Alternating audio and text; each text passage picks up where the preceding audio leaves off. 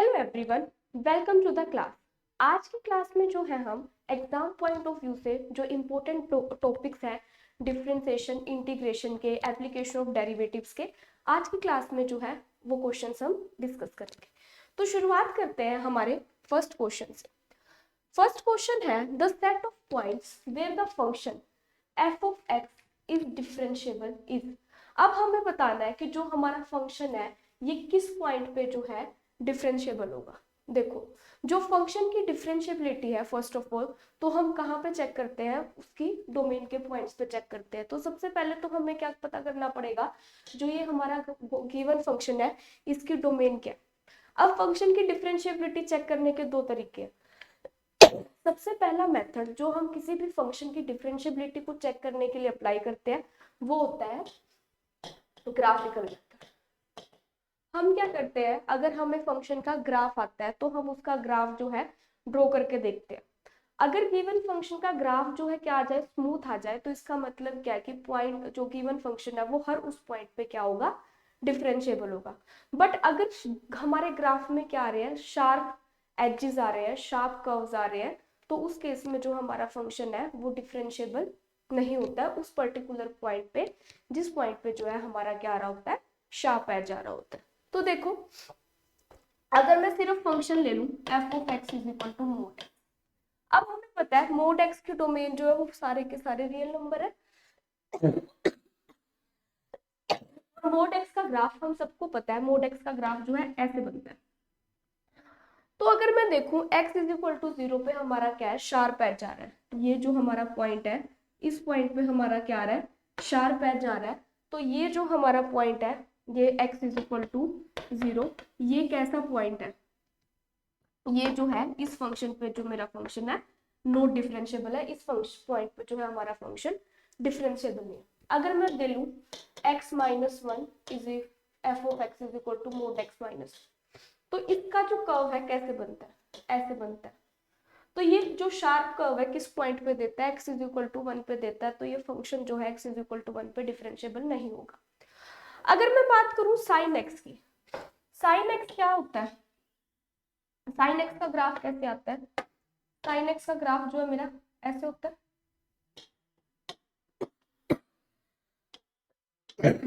ये है मेरा क्या, साइन एक्स का ग्राफ। तो यहाँ पे देखो किसी भी पॉइंट पे जो है शार्प एजेस नहीं आ रहे, स्मूथ कर्व चलेगा, थोड़ी ऐसे, इस तरफ भी ऐसे। तो जो साइन एक्स है वो पूरी की पूरी रियल लाइन पे क्या होता है, डिफरेंशिएबल होता है। सेम जो है हम बात कर सकते हैं कोस एक्स की। अगर हमें किसी फंक्शन का ग्राफ नहीं आता तो फिर हम क्या करते हैं, लेफ्ट हैंड डेरिवेटिव और राइट हैंड डेरिवेटिव निकालते हैं और चेक करते हैं कि वो सेम आ रहा है या नहीं आ रहा। तो अगर वो सेम आ रहा हो तो फंक्शन डिफरेंशिएबल होता है, अदरवाइज नहीं होता। प्लस कंटिन्यूड, अगर कोई भी फंक्शन डिफरेंशिएबल है तो वो कंटिन्यूस पक्का होगा। अगर कहीं कोई फंक्शन हमारा ऐसा है जो कंटिन्यूस ही नहीं आ रहा तो डिफरेंशिएबिलिटी की तो हम उसकी बात ही नहीं करेंगे। ठीक है, तो अब देखो function F of X is equal to X. अब देखो एक्स इंटू मोड एक्स है, तो हमारा जो फंक्शन है बेसिकली होगा क्या, अगर मैं मेरी फंक्शन एफ ऑफ एक्स की बात करूं तो अगर मेरा एक्स क्या है, greater than equal to zero, X greater than equal to zero पे मोड एक्स जो है किसके इक्वल होगा, एक्स के इक्वल होगा। तो एक्स इंटू एक्स जो मेरा फंक्शन है वो किसके इक्वल हो जाएगा, एक्स स्क्वायर के इक्वल हो जाएगा। अब एक्स लेस देन जीरो, जब x नेगेटिव है तो मोड x जो है मेरा किसके इक्वल होगा, माइनस एक्स के, and minus x into x क्या होगा, माइनस एक्स। तो ये मेरा फंक्शन आ गया। तो अगर मैं इस फंक्शन का कर्व देखूं, x ग्रेटर देन जीरो के लिए एक्स स्क्वायर है, मतलब एक्स स्क्वायर का ग्राफ कुछ ऐसे जाता है, और x लेस देन जीरो के लिए माइनस एक्स स्क्वायर है जो कि ऐसे जाएगा। ठीक है, तो कुछ इस तरीके से ओरिजिन से पास होकर ग्राफ जाता है। तो ये जो कर्व है हम देख रहे हैं ये कैसा है, एक स्मूथ कर्व है, किसी भी पॉइंट पे जो है शार्प एज नहीं आ रहा है। तो ये मेरा फंक्शन जो है पूरी की पूरी रियल लाइन पे क्या है, डिफरेंशिएबल है। तो पूरी की पूरी रियल लाइन क्या होगी, माइनस इन्फिनिटी टू इन्फिनिटी। तो फर्स्ट ऑप्शन जो है मेरा क्या हो जाएगा, करेक्ट हो जाएगा। ठीक है, क्लियर है। तो इस तरीके से हम ग्राफिकल मेथड से फंक्शन की डिफरेंशिएबिलिटी निकाल सकते हैं। Second, the curve y is equal to x e raised to power x is the point x is equal to 1 is the point of minima, x is equal to 0 is the point of minima, x is equal to minus 1 is the point of maxima, and x is equal to 0 is the point of minima. तो ये जो हमारा question है ये कहाँ से है, application of derivative से ये जो है क्वेश्चन पूछा गया है। अब इस क्वेश्चन को सोल्व करने के लिए हमें दो चीजें पता होनी चाहिए, एक तो फर्स्ट डेरिवेटिव प्रिंसिपल और एक क्या,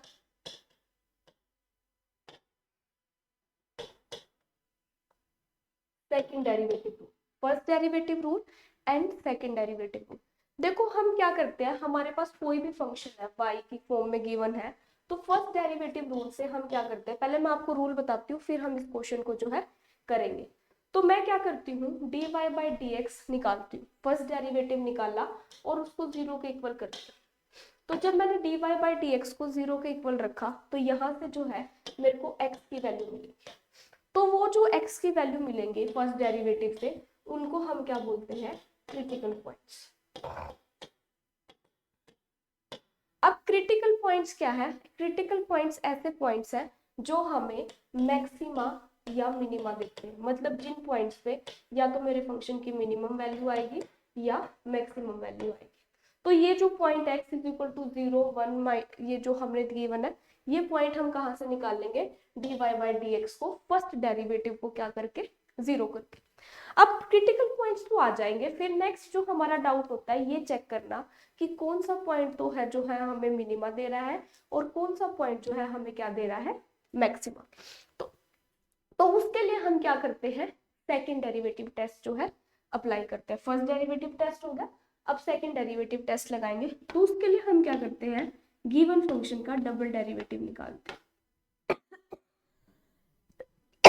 और ये जो सपोज करो इसको सोल्व करके कोई वैल्यू आई अल्फा, एक वैल्यू भी आ सकती है, एक से ज्यादा भी आ सकते हैं, क्योंकि फंक्शन का मिनिमा मैक्सिमा भी हो सकता है, या फिर अकेला मिनिमा हो या फिर अकेला मैक्सिमा। अब ये जो है इसकी वैल्यू निकालेंगे at X is equal to alpha, ये जो पॉइंट अल्फा हमने निकाला उसके डालेंगे। अगर ये वैल्यू ग्रेटर देन 0 आती है सेकंड डेरिवेटिव की, तो हम क्या बोलते हैं, जो x is equal to alpha है वो क्या है, पॉइंट ऑफ मिनिमम। अगर यही वैल्यू नेगेटिव आती है लेस देन 0, तो हम क्या बोलते हैं, ये जो पॉइंट है ये क्या है, मैक्सिमम। और यही अगर क्या आ जाए 0 के इक्वल आ जाए तो हम कुछ नहीं कह सकते, हमारा जो डेरिवेटिव टेस्ट है वो क्या हो जाता है, फेल हो जाता है, इस पॉइंट पे हम कुछ नहीं बता पाते। ठीक है, उल्टा चलता है, पॉजिटिव पे मिनिमा देता हूँ, नेगेटिव पे क्या देता है, मैक्सिमा। ठीक है, क्लियर है। उसके बाद नेक्स्ट देखो हम आगे बात करते हैं। अब इसके ऊपर हम ये चीज लगाएंगे, ये तो हो गया पॉइंट ऑफ मैक्सिमा या मिनिमा, क्योंकि यहाँ पे सिर्फ पॉइंट पूछा है। अब कुछ केसेस में क्या है, वो मैक्सिमम या मिनिमम वैल्यू भी पूछ लेता है। तो मैक्सिमम या मिनिमम वैल्यू हम कैसे निकालते हैं, अब जैसे x की वैल्यू आ गई, मिनिमा दे रहा है किसी पॉइंट पे, तो वो x की वैल्यू हम इस गिवन फंक्शन में डाल देंगे तो हमारे पास मिनिमम वैल्यू आ जाएगी। मैक्सिमा दे रहा है तो इस पॉइंट पे वो x की वैल्यू डाल देंगे तो हमारे पास क्या आ जाएगी, मैक्सिमम वैल्यू आ जाएगी। ठीक है, तो देखो अब इसके ऊपर फर्स्ट डेरिवेटिव टेस्ट लगाते हैं। फर्स्ट डेरिवेटिव टेस्ट लगा के हम क्या निकालेंगे, क्रिटिकल पॉइंट्स निकालेंगे। तो देखो y क्या है, x e raise to power x, तो फर्स्ट डेरिवेटिव क्या होगा इसका, x as it is, e raise to power x का derivative e raise to power x plus e raise to power x as it is, और x का derivative क्या हो गया 1। अब मैं क्या करूंगी, इसको 0 के इक्वल रख के x की वैल्यू निकाल। तो देखो e raise to power x common ले लो तो अंदर क्या बचेगा, x प्लस 1 इक्वल टू 0। अब किन्हीं भी दो टर्म्स का प्रोडक्ट कब 0 होता है, किन्हीं भी दो टर्म्स का प्रोडक्ट तब 0 होता है जब इनमें से कोई एक क्या होगा, 0। अब हमें पता है एक्सपोनेंशियल में आप x की कोई भी वैल्यू डाल लो, चाहे 0 डाल लो, e रेज टू पावर 0 क्या होगा 1, ये कभी भी जो है 0 नहीं बनाएगा। तो x प्लस 1 ही 0 होगा, तो x plus 1 is equal to 0 का मतलब क्या है कि x क्या आ गई, -1।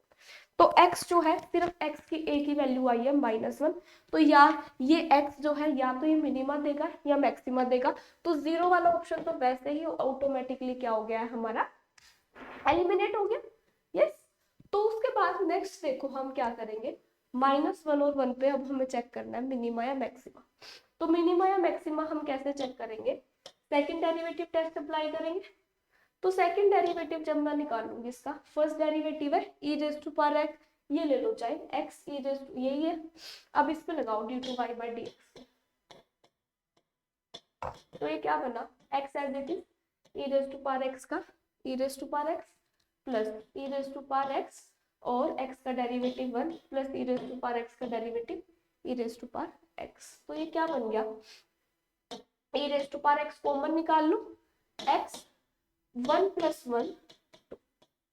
अब ये मेरा सेकंड डेरिवेटिव आ गया। अब x इज इक्वल टू -1 पे मैं वैल्यू चेक करूंगी कि क्या आ रही है, पॉजिटिव या नेगेटिव। तो x is equal to 1, that is e raise to power -1 x -2 -1 x को -1 डाला प्लस 2, तो ये वैल्यू मेरे पास क्या आई, 1/e, 1 -1 प्लस 2 क्या आ गया, 1/e। तो ये वैल्यू क्या है, ग्रेटर देन 0 है, तो पॉजिटिव के केस, ग्रेटर देन 0 के केस में क्या देता है वो, मिनिमा देता है। तो x इज इक्वल टू -1 मेरा क्या हो गया, पॉइंट ऑफ मिनिमा हो गया। ठीक है, क्लियर है सबको ये सॉरी।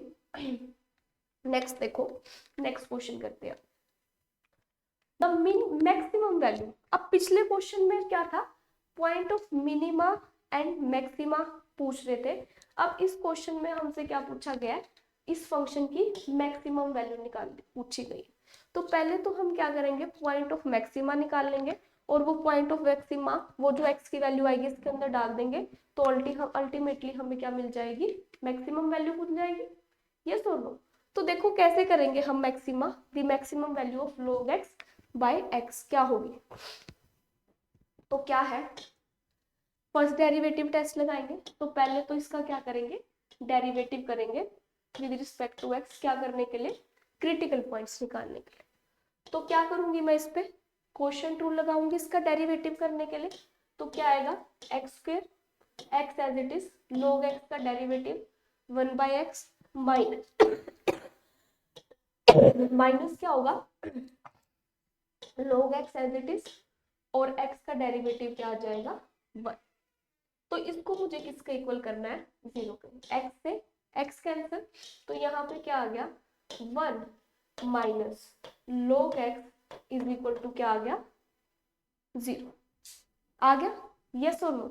तो यहाँ से जो है log x क्या आ गया, log x जो है वो किसके इक्वल आ गया, 1 के।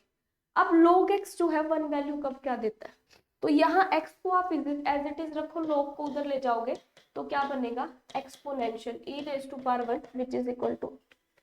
अब बच्चे, मैक्सिमम बच्चे पेपर में मिस्टेक क्या करते हैं, x इज इक्वल टू, ये आ गया ऑप्शन में आपके, ये ऑप्शन पड़ा है और सेकंड ऑप्शन को बच्चे क्या कर देते हैं, टिक कर देते हैं और उनके अकॉर्डिंग सेकंड ऑप्शन जो है क्या आ जाता है, करेक्ट आ जाता है। But this is not the right answer.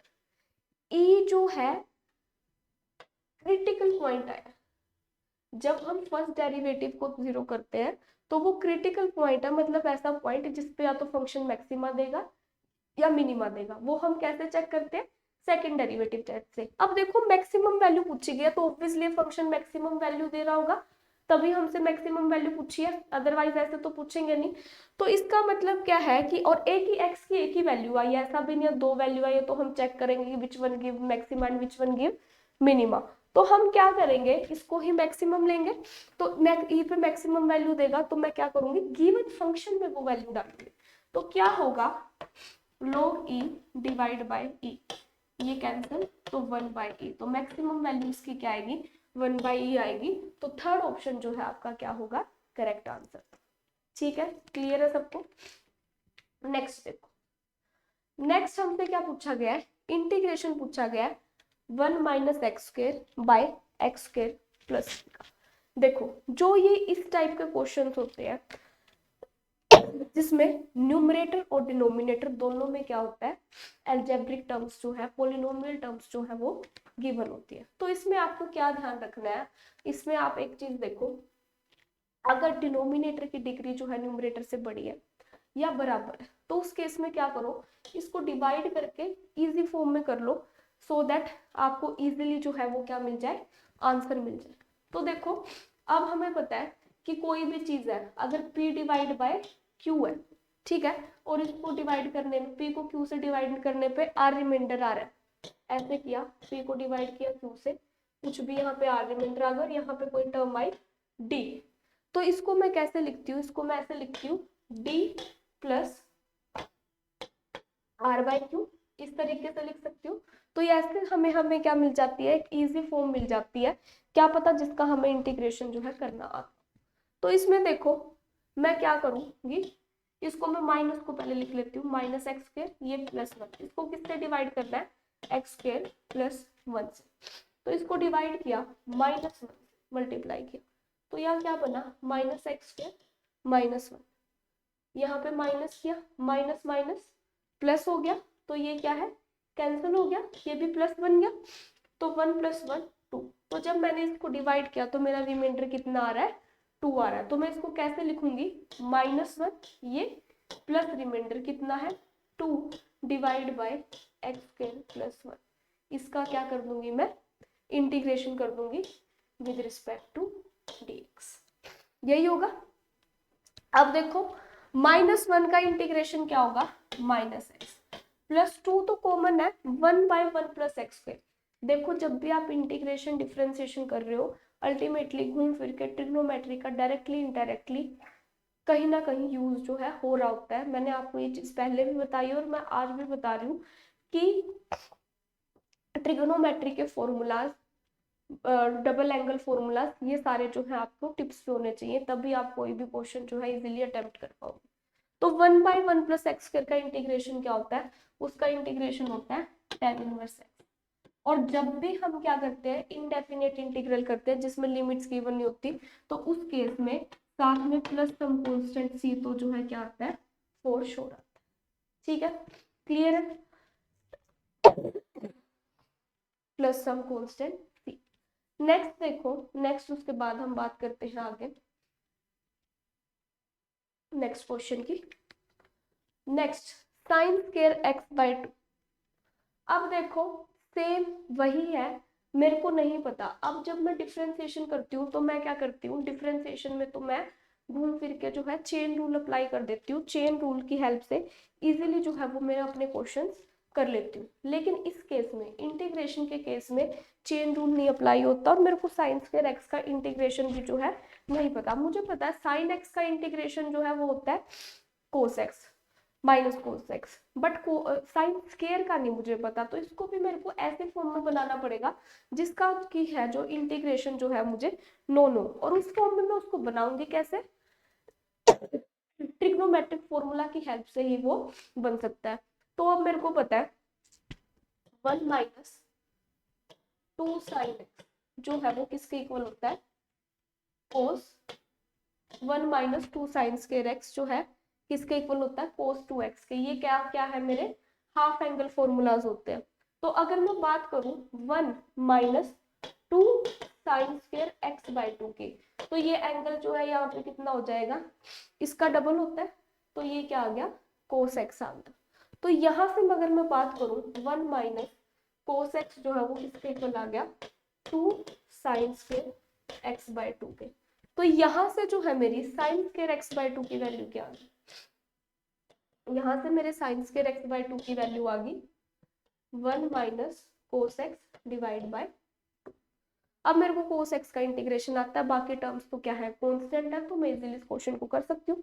तो क्या होगा ये integration, one by two minus cos X by two का इंटीग्रेशन इसकी रिस्पेक्ट में, I have to integrate it with respect to dx। तो क्या होगा इसका इंटीग्रेशन, वन बाय टू का integration one by two X minus, अब कोस एक्स का इंटीग्रेशन क्या होता है, sine X, one by two तो कॉन्स्टेंट ही था, और जब हम इंडेफिनेट इंटीग्रल करते हैं तो साथ में एक कॉन्स्टेंट सी फोर श्योर लगता है। अगर आप कॉन्स्टेंट नहीं लगाओगे तो एग्जामिनर जो है आपका ऑप्शन जो है गलत कर देगा। ठीक है, क्लियर है। नेक्स्ट देखो, the coordinates of the differential equation of all non vertical lines in a plane. अब मुझे क्या बतानी है, डिफरेंशियल इक्वेशन का एक मैंने क्वेश्चन बताया। अब एक प्लेन है, प्लेन में ये वाली जो लाइन है ये क्या होती है, वर्टिकल्स होती है। अब मुझे नॉन वर्टिकल लाइन चाहिए, तो मतलब ये जो इस टाइप की लाइन होगी ऐसे टेढ़ी मेढ़ी, ये कैसी होंगी, नॉन वर्टिकल लाइन होंगी। तो ये लाइन कैसी है, y is equal to M x plus C type की जो लाइन है, ये मेरी कैसी लाइन होगी, नॉन वर्टिकल्स लाइन होगी। और मुझे इसकी क्या बतानी है, डिफरेंशियल इक्वेशन। अब कुछ क्वेश्चंस ऐसे होते हैं जिनको हमें सोल्व करने की जरूरत नहीं होती, कुछ क्वेश्चंस को हम अपनी कॉमन सेंस से अपने रिजल्ट यूज करके ही डायरेक्ट कर सकते हैं, ऑप्शंस को एलिमिनेट करके। तो देखो, डिफरेंशियल इक्वेशन की क्या प्रॉपर्टी होती है, अगर मेरी गिवन इक्वेशन में जितने कांस्टेंट प्रेजेंट, अब इसके अंदर दो कांस्टेंट है c एंड m, तो जितने नंबर ऑफ कांस्टेंट होते हैं उतना ही मेरी डिफरेंशियल इक्वेशन का ऑर्डर होता है। तो यहाँ पे दो कांस्टेंट है, तो मेरी जो डिफरेंशियल इक्वेशन होगी वो क्या होगी, सेकंड ऑर्डर की होगी। तो फर्स्ट ऑर्डर वाला ऑप्शन तो ऑटोमेटिकली गायब हो गया, 1 और थर्ड। ठीक है, अब मेरे को पता है इस केस में जो डिपेंडेंट वेरिएबल है, डिफरेंशियल इक्वेशन क्या है basically, y is equal to M x plus c non vertical lines के लिए एक प्लेन में, तो जो डिपेंडेंट वेरिएबल होगा y होगा और इंडिपेंडेंट x। तो डिपेंडेंट वेरिएबल y जो है सेकंड ऑप्शन में गिवन है, तो डायरेक्ट जो है सेकंड ऑप्शन मेरा आंसर हो जाएगा। अब इसमें तो ना सेकंड डिग्री की दो इक्वेशंस गिवन थी, कई बार तो इक्वेशन ही एक गिवन होती है और डायरेक्ट बिना सोल्व करे आप उस एक ऑप्शन को जो है अपना आंसर मार्क कर सकते हो। देखो, जितनी भी डिफरेंशियल इक्वेशन का ऑर्डर होगा उतने ही उसके सॉल्यूशन में क्या आते हैं, नंबर ऑफ आर्बिट्रेरी कांस्टेंट आते हैं। तो कई बार आपको क्या है, एक डिफरेंशियल इक्वेशन गिवन होती है और आपको क्या होते हैं, उसका सॉल्यूशन बताना होता है। तो कई बार हर ऑप्शन में जो है आर्बिट्रेरी कांस्टेंट जो है वो डिफरेंट होते हैं, तो आप सिर्फ direct number of arbitrary constant से भी सॉल्यूशन जो है क्या कर सकते हो, टिक कर सकते हो। ठीक है, क्लियर है। नेक्स्ट देखो, नेक्स्ट क्वेश्चन करते हैं आगे। The solution of the differential equation dy by dx plus 1 by xy ex। ये देखो, जो आपका अगर मैं एग्जाम पॉइंट ऑफ व्यू की बात करूँ तो डिफरेंशियल इक्वेशन से आपसे 2 या 3 टाइप के पूछे जाते हैं।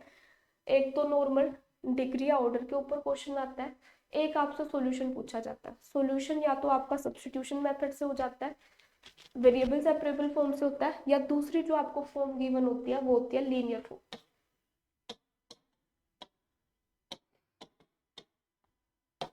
ये जो आपको फॉर्म गिवन है इसके अंदर, ये कौन सी फॉर्म गिवन है, ये बेसिकली एक linear form given.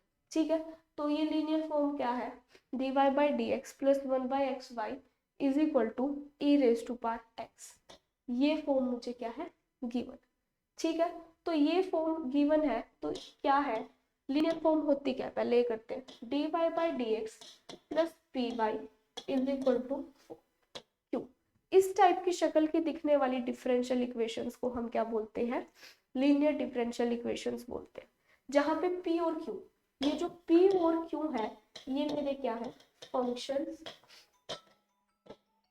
Of x। ये मेरे क्या है, ये मेरे जो है सिर्फ x से फंक्शन। ठीक है, तो इस टाइप के डिफरेंशियल इक्वेशन का सॉल्यूशन क्या होता है, उनका सॉल्यूशन होता है y into I F. I F क्या है मेरा, integrating factor is equal to integration q into I F with respect to dx, और साथ में क्या आएगा, एक कांस्टेंट c। ठीक है, तो अब बात आ गई, ये जो मैंने आई एफ बोला इंटीग्रेटिंग फैक्टर, ये आई एफ क्या है बेसिकली, तो जो इंटीग्रेटिंग फैक्टर है मेरा आई एफ जो है मेरा क्या होता है, e इंटीग्रेशन p, ये जो p है इसका integration with respect to t। ठीक है, तो जो ये डिफरेंशियल इक्वेशन मुझे गिवन है ये भी इसी फॉर्म की गिवन है, जहां पे मेरा p क्या है, p जो है मेरा 1 by x है और q जो है मेरा e की पावर x है, यही है। तो इसका सॉल्यूशन यही होगा। तो सबसे पहले तो हम क्या निकालेंगे, सबसे पहले हम निकालेंगे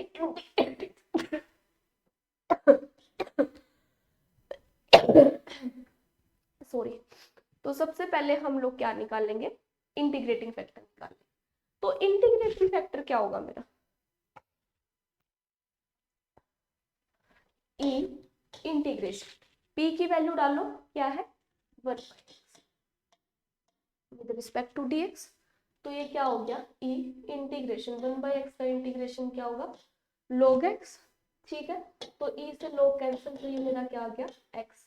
तो इंटीग्रेटिंग फैक्टर आई एफ जो है मेरे पास क्या आ गया, एफ आर।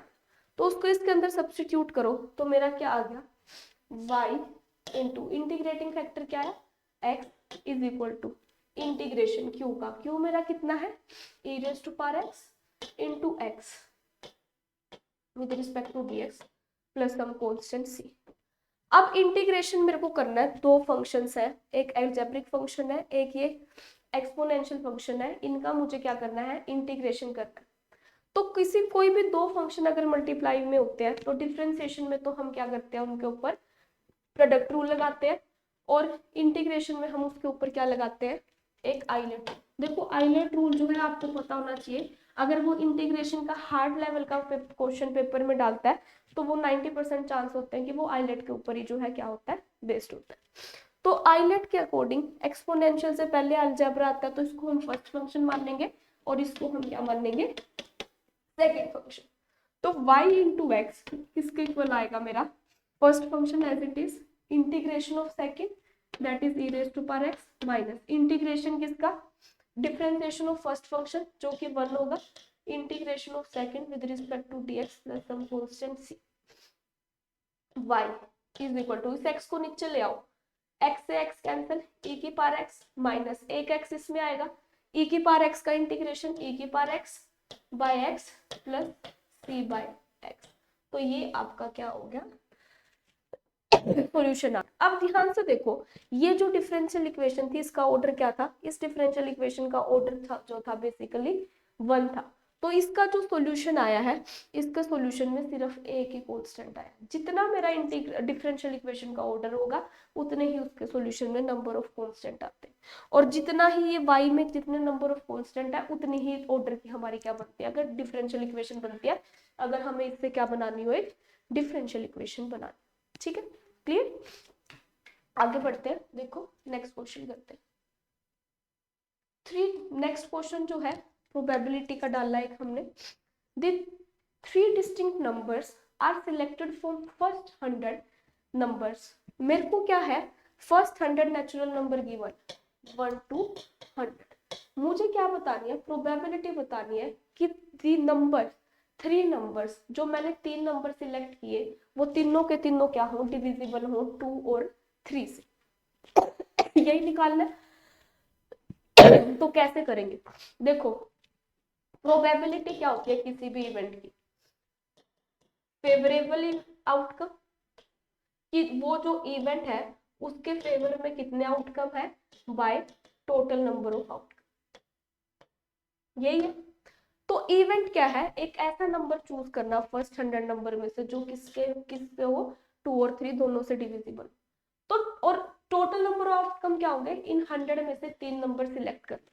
देखो प्रोबेबिलिटी के साथ बहुत सारे क्वेश्चंस में हम परमुटेशन एंड कॉम्बिनेशन यूज करते हैं, जहां पे भी सिलेक्शन की बात आती है हम क्या यूज करते हैं, उस केस में कॉम्बिनेशन यूज करते हैं। तो 100 में से 3 नंबर कैसे निकाल लेंगे, 100C3। ठीक है, अब हम बात करते हैं फेवरेबल आउटकम की। अब उसके फेवर में कितने होंगे, अगर मैं ऐसे नंबर में से ही 3 नंबर निकालूं जो 2 और 3 से डिविजिबल है, तो वो आउटकम क्या होंगे, उसके फेवर में होंगे।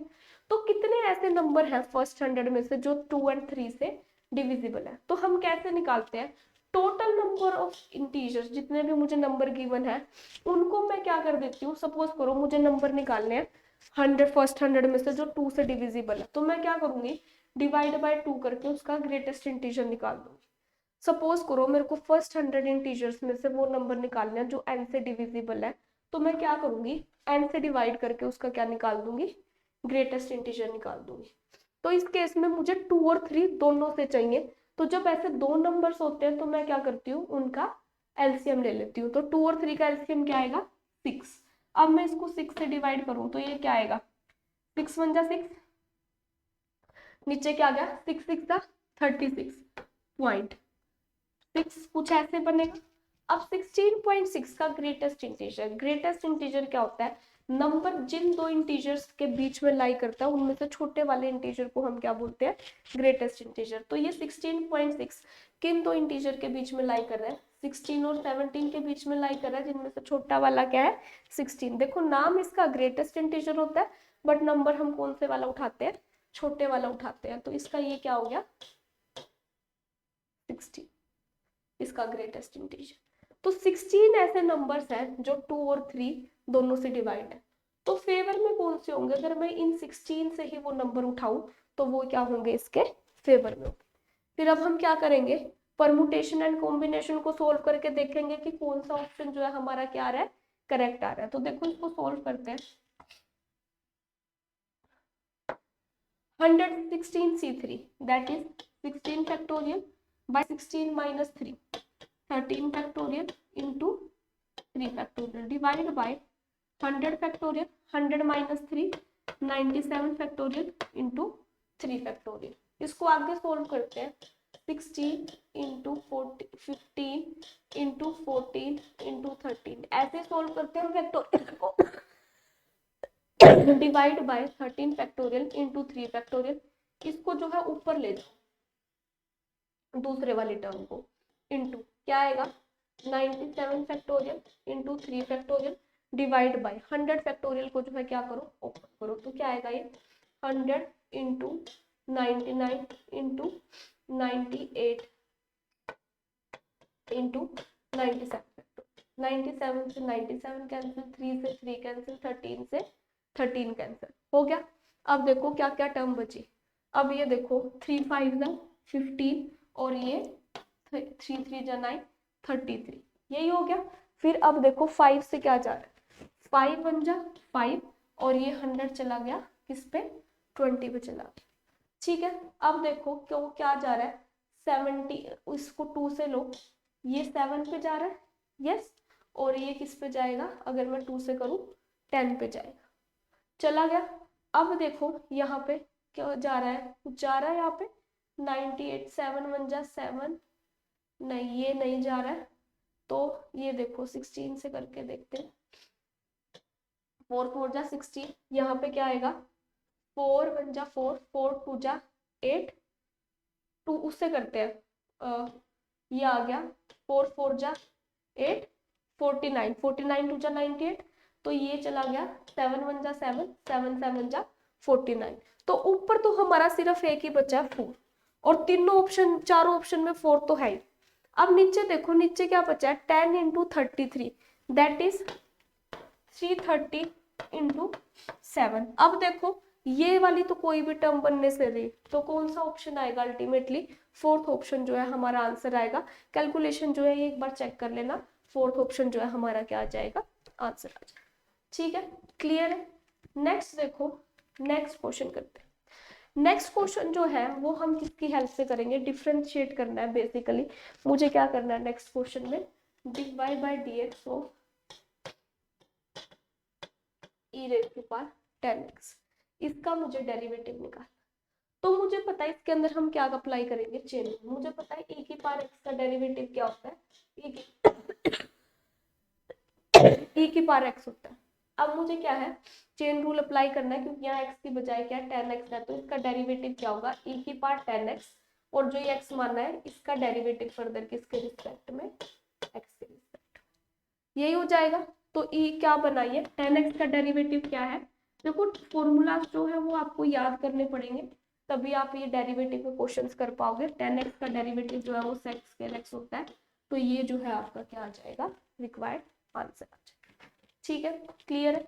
नेक्स्ट देखो, नेक्स्ट बात करते हैं आगे, 3x log x, इसके अंदर भी चेन रूल लगेगा, और फॉर्मूला क्या लगेगा, यहाँ पे जो 3 है वो कांस्टेंट है, और कांस्टेंट की पावर में हमें क्या गिवन है, एक फंक्शन गिवन है। तो a की पावर x का जो है derivative with respect to x क्या होता है, a की power x as it is into natural log of that a। तो ऐसे ही 3 की पावर में फंक्शन है, तो इसका जो डेरिवेटिव होगा वो क्या होगा, a की power x as it is, that is 3 की power x log x as it is, और साथ में क्या, नेचुरल log ऑफ 3। बट ये जो x मानना है हमने, चेन रूल लगेगी, इसको हम फर्दर आगे डेरिवेटिव करेंगे into dy by D x of इसका x log x का। तो ये मेरा क्या आएगा, 3 x log x log ए 3, साथ में क्या, x as it is, log x का derivative 1 by x plus x का डेरिवेटिव 1 और log x as it is. तो ये कैंसिल होके क्या आ जाएगा, 1 प्लस log x, तो 3x log x natural log e 1 plus log x जो आपका आंसर बन जाएगा। ठीक है, क्लियर है। नेक्स्ट देखो, लास्ट क्वेश्चन है आज का। इसका जो है मैं आपको एक हिंट दूंगी, सिर्फ खुद ट्राई करना है ये क्वेश्चन आपने, आगे जो है आप खुद सोल्व करोगे, सेम वही चेन रूल लगेगा। अब इस टाइप के क्वेश्चन को हम कैसे करेंगे, अब मुझे डेरिवेटिव निकालना है अंडर रूट किसका, अब देखो 1 plus x by 1 minus x की पावर जो है ये 1 बाय 2 है बेसिकली। अंडर रूट को हम इस तरीके से लिख सकते हैं, ये क्या है, इसकी पावर 1 बाय 2 है। तो इसका डेरिवेटिव क्या, एक्स की पावर एन का डेरिवेटिव होता है n x raise to power n minus 1, तो इसको एक्स लेके चल पड़ेंगे, आगे चेन रूल लगाते रहेंगे, फर्दर डेरिवेटिव करते रहेंगे। तो इसका डेरिवेटिव क्या होगा, 1 by 2 1 plus x by 1 minus x की पावर 1 बाय 2 इंटू फर्दर ये जो मैंने अंदर वाला एक्स मानना है इसका derivative 1 plus x by 1 minus.